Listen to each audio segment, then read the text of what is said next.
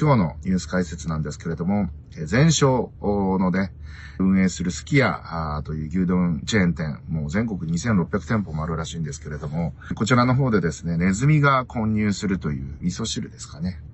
ネズミが混入しているという写真ちょっと見たんですけど、すごい衝撃的な、みたいな写真だったんですけども、本当大丈夫なのかなって思いましたが、いろいろオペレーションとかですね、に問題が、チェック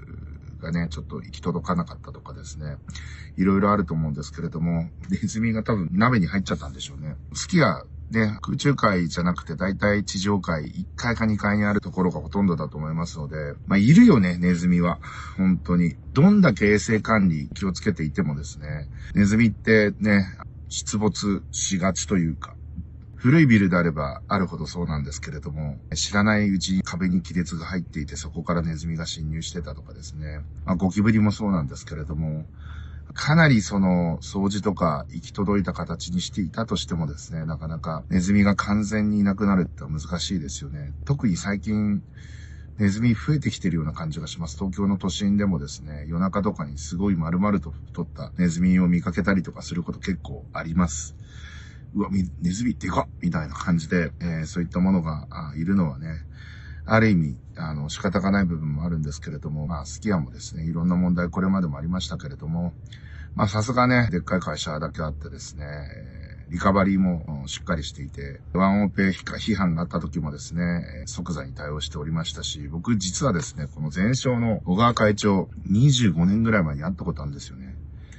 当時、メリルリンチ証券の営業さんが、そういった社長営業みたいなのを専門にする方がですね、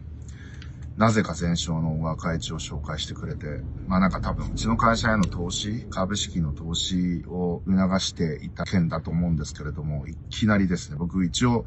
東大出身の飲食経営者ってすごく珍しくて、すごい先輩面をされたというかですね、結構体育会系の背も高くて、がっしりした体格の方で、僕いきなり腹パン食らわされて、いきなりグーパンチで腹パン食らわせられてすっげえなこの人って思った思い出がありますけど、それからのやっぱり前商の快進撃を外食日本一になったわけですけれども、1兆円超えもうすぐ、もう超えたのかねということで、当時はまだそこまで1000億2000億ぐらいの会社だったと思うんですけど、日本の外食で初めて1兆円超えたということで、さすがにね、すごいなと。もうそのたんびに、前商のニュースが出るたんびに、ストロングスタイル経営の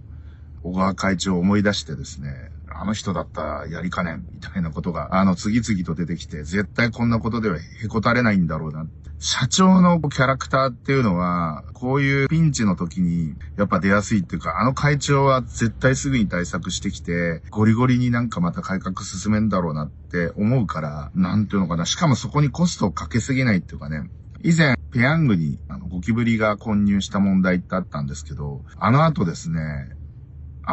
会社はすごくて、そこも僕実は社長さんお会いしたことあるんだけど、すべてのプロセスにハイスピードカメラ入れて、絶対ゴキブリ混入してませんよと。万が一クレームあったら、一つ一つに番号がついてて、その番号を入れると、すべてトレーサビリティで、すべてのプロセスに、そういったゴキブリが混入したりとかしてないことを証明するための履歴を全部保管するキーエンスっていう会社に頼んで、めちゃくちゃ金かけて、しかも LINE1 年半ぐらい止めたんだっけな。それでもビクともしないっていうね。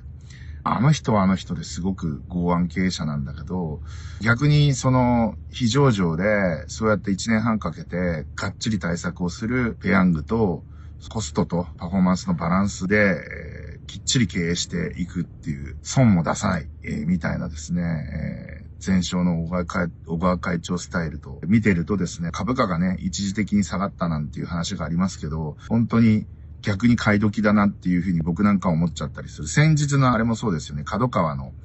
ハッカーにデータ抜かれちゃった問題。あれも身代金要求されたりとか散々な目にあったわけですけど、あれも一時的な多分損失で